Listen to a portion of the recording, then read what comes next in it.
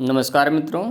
देखिए, नरेंद्र मोदी जी को, बीजेपी को, आरएसएस को, किसी को भी न मुसलमानों से दिक्कत है, न मुस्लिम देशों से दिक्कत है।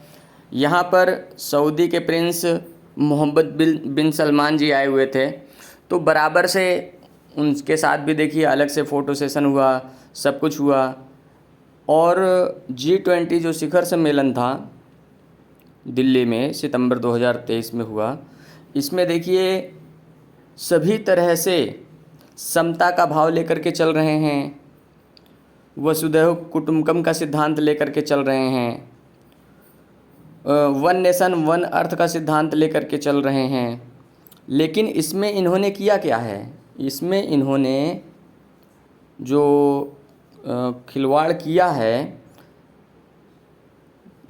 ईरान और सऊदी अरब के संबंधों के बीच में, इसके विषय में आपको जानकारी जो है, हमारा जो दूसरा लाइव वीडियो आज रात में अपलोड किया जाएगा 11 बजे के बाद 11 बजे जो है लाइव सेशन चलेगा, उसमें पूरी जानकारी दी जाएगी कि ये दिल्ली के समिट से, G20 की दिल्ली की समिट से किस तरह से अंतर्राष्ट्रीय स्तर पर अंतर्राष्ट्रीय संबंधों में खिलवाड़ किया गया है, किस तरह से अपने स्वार्थ सिद्धि के लिए सिर्फ G20 समिट शांतिपूर्ण तरीके से हो जाए, इसके लिए UN को सरताज बनाया गया है। और जो तीसरे विश्व युद्ध का माहौल है उसको किस तरह से बिगाड़ा गया है, जो हमने भविष्यवाणी की थी 31 अगस्त 2023 को कि तीसरे विश्व युद्ध में रूस के तो नहीं लेकिन चीन के 15 टुकड़े हो सकते हैं। इसके विषय में उस लाइव सेशन में पूरी जानकारी देखिएगा। यहाँ पर क्या है, पूरे भारत में जब चुनाव नज़दीक आते हैं तो उस समय हिंदू मुसलमान का माहौल बिगाड़ा जाता है, दंगे कराए जाते हैं, हिंदू मुसलमान में द्वेष कराया जाता है, और इसके संदर्भ में कोई मुस्लिम कंट्रीज़ भी नहीं बोलती हैं। गजब मज़े की बात देखिए, कितना भी यहाँ पर हिंदू मुसलमान का माहौल गर्मा जाए, बिगड़ जाए, लेकिन कोई मुस्लिम कंट्रीज़ नहीं बोलती हैं। जब कुरान के संदर्भ में या मोहम्मद साहब के संदर्भ में, पैगंबरों के संबंध में बड़े स्तर पर बोला जाएगा तभी जो है मुस्लिम कंट्रीज़ बोलती हैं। लेकिन जब देश के अंदर की आंतरिक राजनीति की बात आती है तो वहाँ पर ये हिंदू मुसलमान करके गृह युद्ध करा दें, दंगे करवा दें, हिंदुओं को मरवा कटवा दें, मुसलमानों को मरवा कटवा दें, या हिंदुओं मुसलमानों को आपस में लड़वा करके मरवा कटवा दें, मंदिरें तोड़वा दें, मस्जिदें तोड़वा दें, या मणिपुर की तरीके चर्च तोड़वा दें और उसके बाद मंदिरों को तोड़वा दें, यानी कि जो कॉन्फ्लिक्ट करवा दें, जो दंगे करवा दें। मणिपुर में जैसे 3 महीने तक दंगे पूरे बराबर खुल करके चले हैं, वैसे ठीक से देखा जाए तो अभी भी माहौल नहीं शांत है। वहाँ पर जो है केंद्र सरकार बिल्कुल मौन रही और प्रदेश सरकार के इशारों पर थाने तक लूटे गए। अगर किसी थाने में किसी भी तरीके का कोई अपराध किया जाए तो भी अपराधियों की खैर नहीं होती। यहाँ थाने लूटे गए पूरे मणिपुर में, उसके बावजूद भी कोई प्रभाव नहीं पड़ा, कोई फ़र्क नहीं पड़ा वहाँ की, ना प्रदेश सरकार को ना केंद्र सरकार को। तो इस तरीके से क्रिश्चियनिटी और हिंदुइज़्म का जो है जो विद्रोह दिखाया गया, बनाने की कोशिश की गई, जबकि वैसा माहौल बना नहीं पाएंगे। लेकिन इन सब मुद्दों पर देखिए अंतर्राष्ट्रीय स्तर पर कोई देश नहीं बोल रहा है, क्योंकि ये आंतरिक देश की व्यवस्था की बात है, कि वोट बैंक की राजनीति की बात है, यहाँ के अपने निजी और कॉरपोरेट्स के हितों को साधने की बात है यहाँ के सरकार के द्वारा। इसलिए अंतर्राष्ट्रीय स्तर पर कोई देश किसी के मुद्दे पर बोलता नहीं है। तो ये मत कभी समझिएगा, चाहे यहाँ के हिंदू हों, चाहे यहाँ के मुसलमान हो, चाहे यहाँ के क्रिश्चियन हो, कि अंतर्राष्ट्रीय स्तर पर कोई दूसरा देश तुम्हारे आंतरिक माहौल पर बोलेगा या बात करेगा, कुछ नहीं कहेगा। आपके आंतरिक माहौल में कुछ भी हो जाए, थोड़ी बहुत निंदा क्रिटिसिज्म कर देगा, वो भी उस स्तर से करेगा जिससे कि सरकार को बुरा ना लगे। ऐसा माहौल क्रिएट किया जाएगा।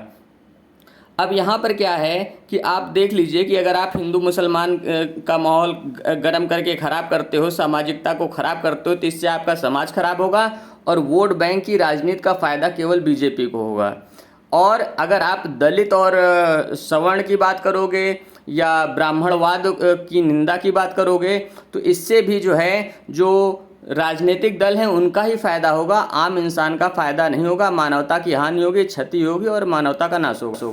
मानवता का नाश होने से हमारा समाज जब नष्ट भ्रष्ट होगा तो उससे हमारी ही आर्थिक स्थितियां खराब होंगी, हमारे ही परिवार नष्ट होंगे।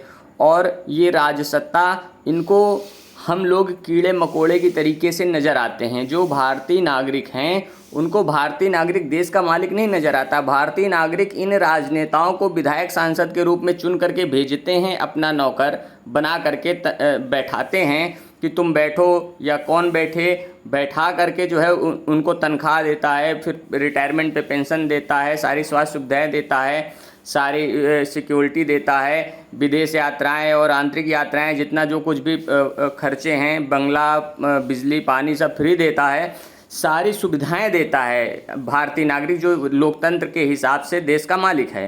तो भारतीय नागरिक देश का मालिक होते हुए भी इन्हीं विधायकों सांसदों के द्वारा, जिनको चुन करके ये भेजते हैं, भारतीय नागरिक जो यहाँ देश के मालिक हैं, हम लोग जो इनको चुन करके भेजते हैं, ये हमारा उल्टा शोषण करते हैं। हम लोग इनको अपनी सुविधाओं के लिए भेजते हैं।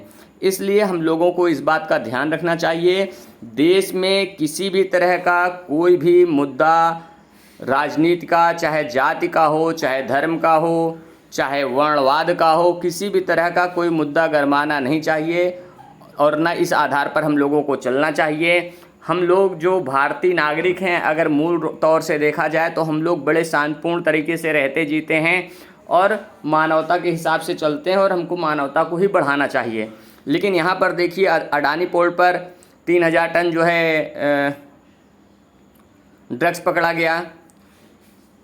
इस तरीके से जो नशे के कारोबारी हैं, ज़्यादातर आप देखेंगे नूह वाले दंगे में ज़्यादातर जितने नशे के कारोबारी हैं और जो नशे के शिकार युवा हैं, उन्होंने वहाँ पर दंगे भड़काए, वहाँ पर माहौल ख़राब किया उन नशाखोरों ने और नशा के व्यापारियों ने। और इस आधार पर देखा जाए तो नई पीढ़ी को नशे के गिरफ्त में ला करके और नेता लोग अपनी पत्ते चाटी करा करके, फ्री का फंड दे करके, फ्री की व्यवस्था करा करके, गाड़ी वाहन सुविधाएं दे करके, उन सबको अपने अनुसार मानसिकता का बना करके, अपना अंधभक्त बना करके जैसा चाहते हैं वैसा काम कराते हैं। अगर हमको अपने परिवार को, समाज को, देश को और दुनिया को बचाना है तो मानवता पर चलना है और किसी भी तरह से हराम की कमाई को नहीं स्वीकार करना है। हराम का टैक्स वसूली करते हैं अनाप शनाप, उससे देखिए ये लोग किस तरह से, जो सरकारी कर्मचारी तनख्वाह लेते हैं अनाप शनाप टैक्स उगाही की अनैतिक धन से, तो उनका परिवार वंश ही बिगड़ता है। हमें इन सब से बचना चाहिए, देश का ख्याल रखना चाहिए। दुनिया में जितना भ्रष्टाचार है वह सब राजनीतिक दलों के कारण ही है। राजनीतिक दल पार्टी फंड वसूलते हैं, पूंजीपतियों से वसूलते हैं, यानी कि कारपोरेट से वसूलते हैं पार्टी फंड, तो उनको टैक्स माफ़ी देते हैं, ऋण माफ़ी देते हैं, सब्सिडी देते हैं। इसके अलावा तमाम योजनाएं देते हैं आम जनता को हित और लाभ पहुंचाने के लिए। इसके अलावा वो अपनी मनमानी जो है प्रोडक्ट्स के रेट बढ़ाते हैं। इसके अलावा सरकारें जो हैं कारपोरेट्स को औने पौने रेट पर ज़मीनें देती हैं, औने पौने रेट पर सरकारी संस्थान बेच देते हैं। CBI ED जो सरकारी संस्थान हैं उनका दबाव डाल करके दूसरे व्यक्ति को, कम पूंजीपति वाले को बर्बाद करके जो है उसको जो है आर्थिक जाल में फंसा करके, उसको दबाव में ले करके बड़े पूंजीपतियों को जो है उनकी कंपनियां और संसाधन बिकवा देते हैं। यही राजनेता जो इस समय राजनीतिक दलों वाले हैं, क्योंकि ये निडर हैं, अभय हैं, क्योंकि जब ये बहुमत से आए हैं या कई पार्टी मिल करके बहुमत में आ जाएंगी तो उनका विरोध करने वाला कोई नहीं होगा। वो कोई भी कानून लाएंगे तो सभी विधायक सांसद अपना विधानसभा लोकसभा में अपने अपने स्थानों पर उन सब के मनमाफिक ही वोट करेंगे, उन सब के मनमाफिक वोट करेंगे। तो इस वजह से कोई विरोध करने वाला नहीं रहेगा, कोई इनके जो है गलत बातों को उठाने वाला नहीं रहेगा। सब उनके भ्रष्टाचार में लिप्त होने के कारण सब एक दूसरे से ब्लैकमेल्ड होंगे और एक दूसरे के हितों में काम करेंगे।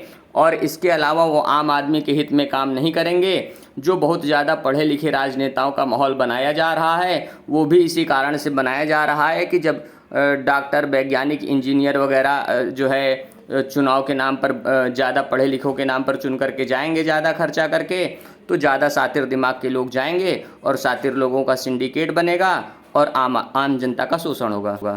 पुराने समय में हमारे देश की स्वतंत्रता के समय में जो बुजुर्ग लोग थे, उन्होंने इसलिए जो है नेताओं की पढ़ाई लिखाई को कंपलसरी नहीं किया था, ताकि आम आदमी के बीच से चुने हुए लोग जब आएंगे तो सामाजिक अनुभव के आधार पर जो है कानून बनाएंगे और उनका पालन करने के लिए पढ़े लिखे IAS IPS IFS अधिकारी वगैरह तो हैं ही हैं। अभी देखिए G20 समिट में IAS और IFS अधिकारियों ने जो है पूरा माहौल बनाया, पूरा सब संतुलन बनाया, पूरा डाटा तैयार किया, जो इनकी व्यवस्थाएं थी सारी सुख सुविधाओं की देख रेख किया, उसके आधार पर ही तो सारा सब कुछ संतुलन और समता की अवस्था में रहा। हाँ, डिप्लोमेसी नरेंद्र मोदी ने जो किया उससे देश को अंतर्राष्ट्रीय स्तर पर दोनों तरह से क्या क्षति हुई, क्या लाभ हुआ, इसके लिए आप हमारा दूसरा लाइव वीडियो आज रात में जो 11 बजे बनेगा उसको आप देखिएगा। इसके अलावा देखिए जो कारपोरेट से भ्रष्टाचार पार्टी फंड के कारण होता है, इसके अलावा जो राजनेता विधायक और सांसद जाते हैं करोड़ों रुपए दे करके, सैकड़ों करोड़ दे करके टिकट लेते हैं और जीतते हैं, तो फिर मंत्री बनने के लिए सैकड़ों करोड़ हज़ारों करोड़ में पैसा देते हैं। 1.5 2 2.5 साल 3 साल में जो मंत्रिमंडल बदला जाता है तो उसमें मंत्रियों से फिर पैसे की उगाही की जाती है। जो पैसा नहीं दे पाता है उसको निकाल करके बाहर कर देते हैं। नया कैंडिडेट जो ज़्यादा पैसा देता है उसको धर लिया जाता है, मंत्रिमंडल में रख लिया जाता है। तो इस तरह से जो है जब वो हज़ारों करोड़ों रुपए जो है पार्टी फंड देंगे, विधायक और सांसद और मंत्री लोग सैकड़ों करोड़ हज़ारों करोड़ में, तो उसके बाद वो उनके कंट्रोल में जो जो विभाग आएंगे उनसे फिर वो हज़ारों और लाखों करोड़ में वसूली करवाते हैं। तो फिर उसके बाद उनके जो विभाग होते हैं वो विभाग घूसखोरी में, चालान काटने के नाम पर जो है हज़ारों से लाखों करोड़ तक जो है पब्लिक से घूसखोरी में वसूली करते हैं। चाहे घूसखोरी से वसूली हो, चाहे चालान काटने के नाम पर वसूली हो, लेकिन वसूली होती तो इसी तरीके से है। यानी कि इस तरह से देखा जाए तो किसी भी तरीके का भ्रष्टाचार हो, चाहे कारपोरेट्स के द्वारा महंगाई और समस्याओं का हो, देश के टैक्स के पैसे को जो है कारपोरेट्स के द्वारा शोषण किए जाने का हो, इसके अलावा जो घूसखोरी है, भ्रष्टाचार है, ये सब टोटल सब जो है पार्टी फंड के कारण ही है। हमें इससे बचना चाहिए। यानी कि राजनीतिक दल मुक्त ही पूर्ण स्वतंत्र भारत बनेगा, और राजनीतिक दलों के ख़त्म होने पर ही जब निर्दलीय विधायकों से निर्दलीय मुख्यमंत्री और निर्दलीय सांसदों के द्वारा निर्दलीय प्रधानमंत्री बनेगा और वह मानवतावादी होगा और आम जनता के बीच से चुना गया आया हुआ होगा, तब वो जाकर के देश के हितों में काम करेगा, मानवतावाद के लिए काम करेगा, जनता के लिए काम करेगा। तब वो समझेगा आम आदमी गरीब पृष्ठभूमि से आया हुआ व्यक्ति रहेगा तो उसके खर्चे कम होंगे, तो जो उसको तनख्वाह पेंशन मिलेगी उसी में वो देश दुनिया के सारे काम करता रहेगा। अगर आपको मेरी बात सही समझ में आ रही है तो आप इस वीडियो को जन जन तक शेयर कीजिए। भारतीय जनता में, आम जनमानस में, भारतीय नागरिकों में एका पैदा करिए। हम सब देश के मालिक एकजुट होकर के अपने देश को हमें खुद संभालना है और अपने संसाधनों की सुख सुविधाओं का हमें खुद ख्याल रखना है। इसी के साथ मैं अपनी वाणी को विराम देता हूँ। नमस्कार।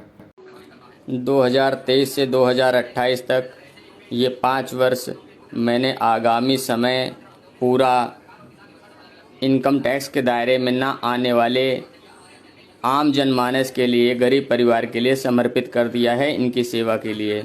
जिस भी तरह से इनकी अर्थव्यवस्था में सुधार करने के कार्य मैं कर सकता हूँगा, उन सब कार्यों को मैं सुव्यवस्थित और सुनियोजित करूँगा।